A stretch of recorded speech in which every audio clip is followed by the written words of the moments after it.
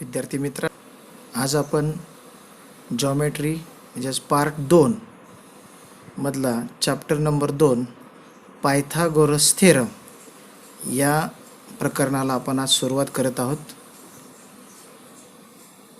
First आपल्याला पाहायचं आहे what is Pythagoras theorem. In a right angle triangle the square of hypotenuse is equal to the sum of the squares of remaining two sides. हे आहे पायथागोरसच्या थेरमचं statement आपण इयत्ता 7वी पासून शिकत आलेलो आहोत आणि या सूत्राचा पण आपण या ठिकाणी काय केलेला आहे, वापर केलेला आहे. त्याची एक थोडीशी रिव्हिजन म्हणून आपण आता पाहू. Suppose there is a triangle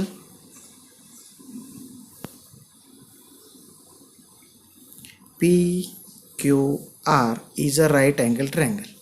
म्हणजेच in triangle PQR measure angle Q is equal to 90 degree. मग या ट्रायंगलमध्ये आपल्याला पायथागोरस थेरम या ठिकाणी वापरायचे. पायथागोरस थेरम काय सांगतं, in right angle triangle the square of hypotenuse म्हणजे side opposite to right angle is Q. म्हणजे याच्या अपोजिट साईड काय आहे, PR. This is a hypotenuse. Okay. The square of hypotenuse is equal to the sum of squares of remaining sides. Means according to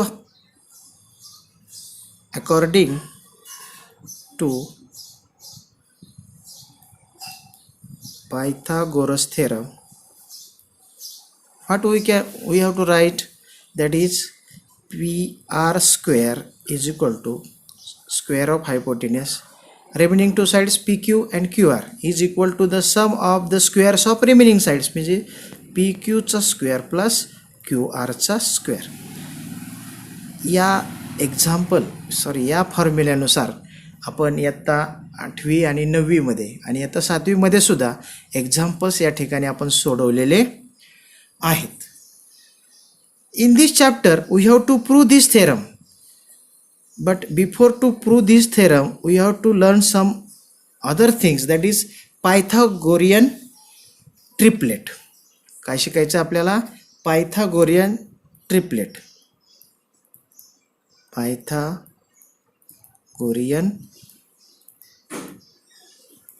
आता what is mean by Pythagorean triplet? असं 1 मार्काचं याच्यावर आपल्याला एक्झाममध्ये 1 मार्काचं गणित येऊ शकतं.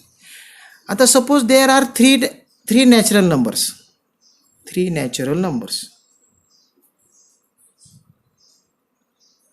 Suppose we have 3 natural numbers, and from these three natural number, square of the one number is equal to the sum of square of other 2 numbers. Then these 3 numbers are called as a Pythagorean triplet. Let us see some example. Let us see the 3 numbers 3, 4 and 5. These are the 3 natural numbers. Which is the largest number? Largest number is 5. What is the square of 5? 5 square is equal to 25. Suppose equation number 1. What is the remaining 2 numbers 3 and 4? What is the square of 3? 3 square is equal to 9. 4 square is equal to 16. If I add these 3 square plus 4 square is equal to 9 plus 16 is equal to 25, म्हणजे 25 मिळतात आपल्याला. बरोबर आहे. या याला equation number मी काय केलं, second. तर पहा, पहिल्या इक्वेशनमध्ये मी काय केलं, जो लार्ज नंबर होता, लार्ज नंबर म्हणजे मला 3 नंबर दिले, 3, 4 आणि 5. 3, 4, 5 पैकी जो मोठा नंबर होता तो 5. 5चा वर्ग 25. उरलेल्या 3 आणि 4चा वर्ग, इथं 3चा वर्ग 9, 4चा वर्ग 16. मग 3चा वर्ग अधिक 4चा वर्ग, 9 अधिक 16 किती झाले, 25. पहा, इक्वेशन नंबर 1 आणि 2 मध्ये आपण जर हे केलं तर 5चा वर्ग बरोबर काय येतं तुमचं, 3चा वर्ग अधिक 4चा वर्ग. म्हणजे एका संख्येचा वर्ग हा इतर 2 संख्येच्या वर्गाच्या बेरजे एवढा आला. म्हणून आपण काय म्हणणार, 3, 4, 5 इज अ पायथागोरियन ट्रिपलेट. म्हणजे हे काय आहे की पायथागोरसचं त्रिकूट आहे. त्रिकूट मराठीत त्याला आपण म्हणतो त्रिकूट, म्हणजे ट्रिपलेट आहे. दिस इज अ पायथागोरियन ट्रिपलेट. मग तुम्हाला एक्झाममध्ये काय येतं पहा, एक्झाममध्ये असं प्रश्न येतं, let's check that these numbers are Pythagorean triplet or not. आपण याच्यामध्ये एक्झाम्पल्स पण त्यांनी दिलेले असतील आपल्याला अशा टाईपचे. Identify with reason. पहा प्रश्न असा आहे, आयडेंटिफाय विथ रिझन सांगायचं की following are Pythagorean triplets or not. Following are Pythagorean triplets or not. म्हणजे त्यांनी काय केलं, आपल्याला 3 संख्या देणार. ते परीक्षेमध्ये येणारं एक्झाम्पल आहे. आपल्याला ते 3 संख्या देणार आणि त्या 3 संख्येमध्ये ते सांगणार की कुठलं पायथागोरियस ट्रिपलेट आहे किंवा नाही. Suppose I take 4, 9, 12. First example I will take 4, 9 आणि 12. असे 3 नंबर त्यांनी आपल्याला दिले. या 3 नंबरपैकी लार्ज नंबर कुठला आहे, 12. 12चा स्क्वेअर करणार मी. 12चा स्क्वेअर 144, इक्वेशन नंबर 1 म्हणणार. आणि आता नंतर काय करणार, 4चा स्क्वेअर किती, 16. 9चा स्क्वेअर किती, 81. बरोबर. आणि मग 4चा स्क्वेअर प्लस 9चा स्क्वेअर म्हणजे 16 plus 81. What I will get, 6 + 1 7, 6 + 1 7, 8 + 1 97. This is my equation number 2. इकडं काय असेल तुमचं, 4चा वर्ग अधिक 9चा. पाहता म्हणजे थोडक्यात काय की या 2 संख्यांचा वर्गची बेरीज किती आली, 97. आणि 12चा वर्ग किती आला, 144. म्हणजे सारखे आहेत का, हे नाहीत. फ्रॉम इक्वेशन 1 and 2 काय लिहिणार मी, from equation 1 and 2 12 square is not equal to 4 square plus 9 square. So it is not a Pythagorean triplet. म्हणजे हे पायथागोरियन ट्रिपलेट नाही. इथे एक लक्षात बघा, 3 संख्या दिलेल्या असतील. या 3 संख्येपैकी जी मोठी संख्या आहे तिचा वर्ग करायचा, ज्या 2 लहान संख्या आहेत त्यांचा वर्ग करायचा आणि त्यांच्या वर्गाची काय करायची, बेरीज करायची. जर हे सारखं आलं तर म्हणायचं ट्रिपलेट आहे, जर सारखं आलं नाही तर म्हणायचं ट्रिपलेट नाही. अशा प्रकारे आपण पायथागोरियन ट्रिपलेट काय करू शकतो, शोधू शकतो. ते आहे किंवा नाही, ही 1 मार्काला गणे. अजून एक एक्झाम्पल याच्यामधलं आपण या ठिकाणी घेऊयात. Suppose 5, 12 and 13. Now I have to check whether it is a Pythagorean triplet or not. Firstly, I have to do the square of large number. Large number काय आहे तुमचा, 13. 13चा स्क्वेअर इज इक्वल टू 169. म्हणजे 13चा square म्हणजे 13 × 13, 13 × 13, 169 येतं. याला equation number मी काय म्हणणार, 1. त्यानंतर मी कशाचा स्क्वेअर करणार, 5चा स्क्वेअर. 5चा स्क्वेअर 25. त्यानंतर मी कशाचा, 12चा स्क्वेअर. 12चा square 144. Square means multiply that number with again that number. म्हणजे 5चा स्क्वेअर म्हणजे 5 × 5, 6चा स्क्वेअर म्हणजे 6 × 6, 12चा स्क्वेअर म्हणजे 12 × 12. आता या दोघांची मी बेरीज करतो पहा. 5 स्क्वेअर प्लस 12चा स्क्वेअर दॅट इज 25 प्लस 144. काय येईल पहा, 5 + 4 9, 4 + 2 6 आणि हा 169. इक्वेशन नंबर मी काय म्हणतो याला 2. याची लेफ्ट हँड साईड असेल 5 स्क्वेअर प्लस 12चा स्क्वेअर. पहा इक्वेशन नंबर 1 आणि इक्वेशन नंबर 1 आणि इक्वेशन नंबर 2 बघा. एका संख्येचा वर्ग हा इतर 2 संख्येच्या वर्गाच्या बेरज एवढा आला. म्हणजेच आता ह्याच्यावरून from equation 1 and 2, from equation 1 and 2 काय मिळालं मला, 13चा वर्ग हा 5चा वर्ग आणि 12चा वर्ग यांच्या बेरजे एवढा आहे. म्हणून काय म्हणणार मी, म्हणून 5, 12 and 13 is a Pythagorean triplet.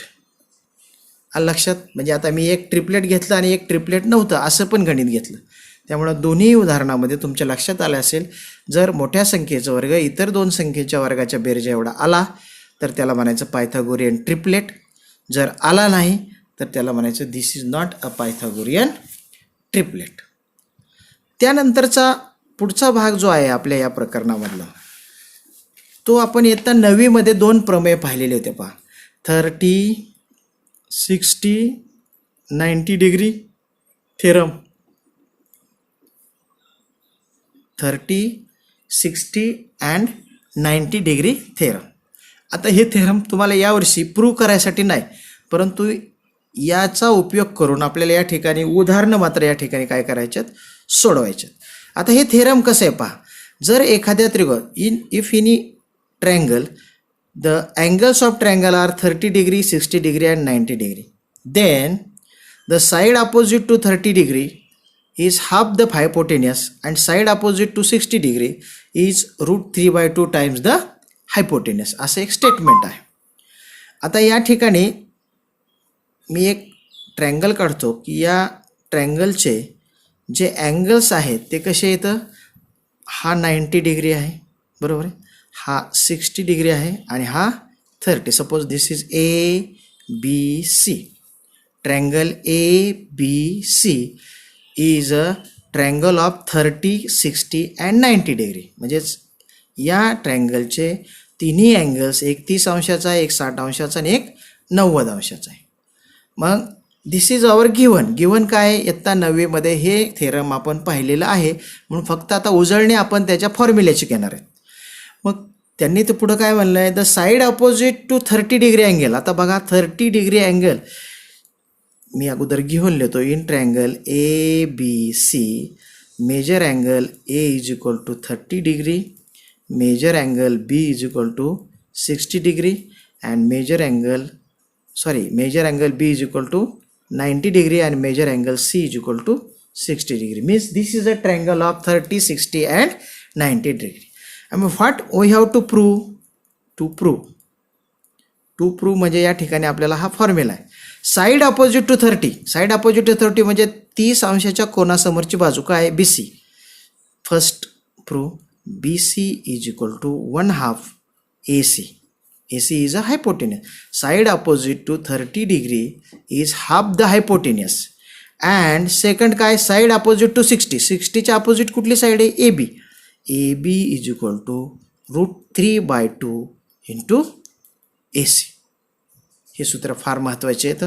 हे सूत्र वाटल्यास आकृतीसहित या ठिकाणी काय करा, लिहून काढा, कारण या सूत्राचा वापर करून आपल्याला एक्झाम्पल्स काय करायचे, सोडवायचे. सोपं आहे सूत्र पहा.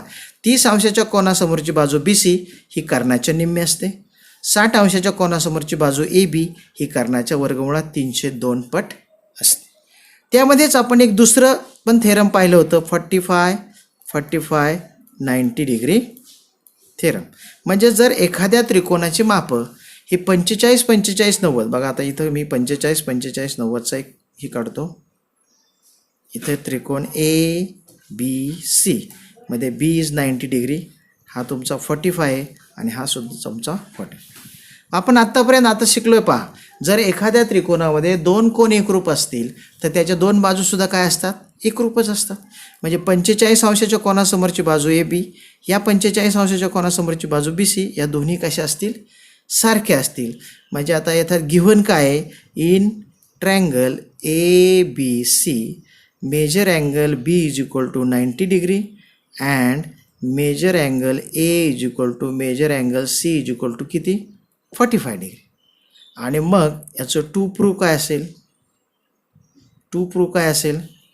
असेल, side opposite to 45 degree angle is equal to the 1/√2 into hypotenuse. म्हणजे 1/√2 हायपोटेनस याच्या पटीमध्ये असते. म्हणजेच काय, थोडक्यात AB is equal to BC is equal to 1/√2 hypotenuse AC. हे एक सूत्र आपल्याला या ठिकाणी, या सूत्रावर एक या ठिकाणी काय केलेलं, हे दोन्हीच प्रूफ हे जे आहेत ते आपण इयत्ता 9वीमध्ये पाहिलेले आहेत. आणि या प्रॉपर्टीचा वापर आपल्याला या ठिकाणी काय करायचा आहे, एक्झाम्पल सोडवण्यासाठी या ठिकाणी करायचं आहे. पहा, आपण आज काय काय पाहिलं की पायथागोरियन ट्रिपलेट म्हणजे काय, जर 3 संख्येपैकी एका संख्येचा वर्ग हा इतर 2 संख्येच्या वर्गाच्या बेरजे एवढा असेल तर त्याला आपण पायथागोरियन ट्रिपलेट म्हणतो. त्याचे आपण 2 एक्झाम्पल पाहिले. त्यानंतर 30, 60, 90 डिग्री थेरम पाहिलं की 30 अंशाच्या कोनासमोरची बाजू कर्णाच्या निम्मी असते, 60 अंशाच्या कोनासमोरची बाजू वर्गमुळात 3/2 पट असते आणि 45 अंशाच्या कोनासमोरची बाजू ही कर्णाच्या 1/2 पट असते. पुढच्या व्हिडिओमध्ये आपण पायथागोरसचं जे प्रमेय आहे ते प्रमेय आपण सिद्ध करणार आहोत आणि त्यानंतर याच्यावरचे जे एक्झाम्पल्स आहेत ते त्या ठिकाणी सोडवणार आहे. तर एवढे फक्त 3 सूत्र व्यवस्थित पहा आणि पायथागोरियन ट्रिपलेट तुम्ही पहा आणि जो तुमचा प्रॅक्टिस सेट 2.1 आहे त्यातला पहिला प्रश्न तुम्हाला पायथागोरियन ट्रिपलेट आहे किंवा नाही हे ओळखण्यासाठी आहे. निश्चितपणे तो पहिला प्रश्न तुम्हाला आता याच्यावरून समजेल. तर ठीक आहे मुलांनो, व्हिडिओ शेवटपर्यंत व्यवस्थित पहा आणि त्यानुसार 2.1 मधला प्रश्न पहिला काय करा, सोडवा.